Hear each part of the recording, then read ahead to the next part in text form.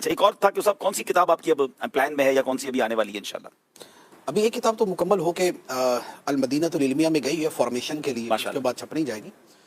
اور کیا نام ہے اس کا؟ ابھی جو اس کا نام رکھا ہوا ہے، ابھی شاید فائنل مزید دوبارہ کروں گا، لیکن ویسے اس کا نام ہے میرے رب کی عظمت. واہ قرآن پاک کی وہ تمام آیات جو اللہ تعالیٰ کی عظمت کے بارے میں، واہ واہ یہ تقریباً 2000 کے قریب آیات بنتی ہیں. تو کتنی بڑی کتاب ہے؟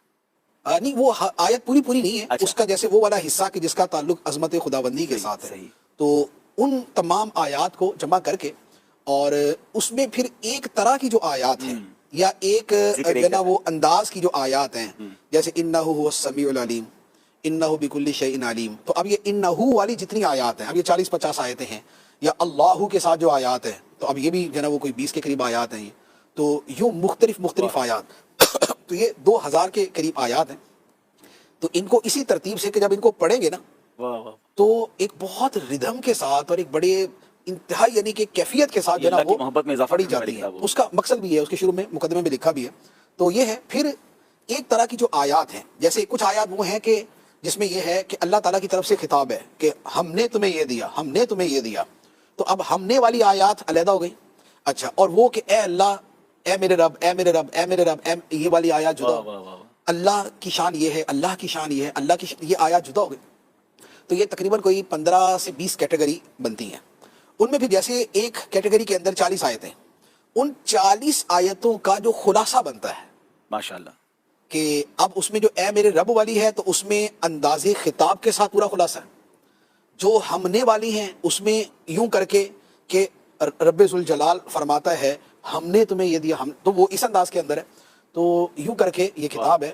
اور پھر اس کے آخر کے اندر کیونکہ اللہ تعالیٰ کی شانوں میں ایک شان یہ بھی ہے کہ اس نے اپنے پیارے نبیوں کو نوازا ہے.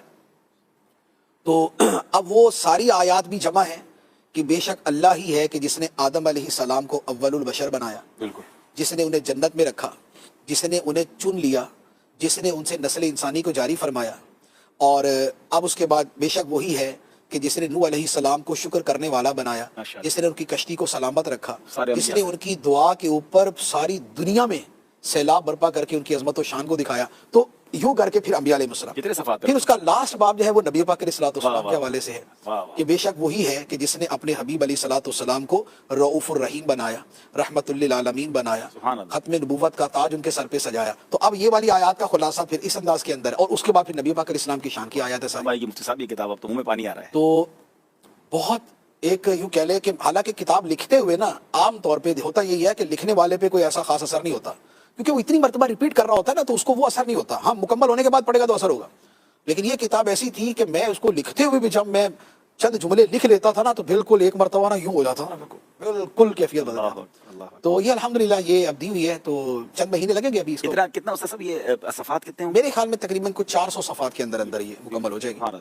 تو یہ مکمل ہو چکی ہے. اور اگلی کتاب میری چل رہی ہے نبی پاک علیہ الصلوۃ والسلام کی سیرت قرآن کی روشنی. سبحان اللہ. تو سیرت صرف قرآن پاک کی جو سیرت ہے نا تو یہ وہ ہے. انشاءاللہ اس کے بعد پوری سیرت بھی جدا گانا لکھنی ہے. تو یہ بھی آدھی ہو چکی ہے ماشاءاللہ. اور یہ تقریباً کوئی 700-800 صفحات کی بنے گی ماشاءاللہ. اور یہ بھی بڑی خوبصورت اور بڑا ماشاءاللہ بہت پیاری قرآن سے بڑا مزہ آتا ہے اس کو، آیات کا فلو، یہ وہ سب. سبحان اللہ سبحان اللہ. چلے جناب، نئی پیاری کتابوں کی تیاری رکھیں.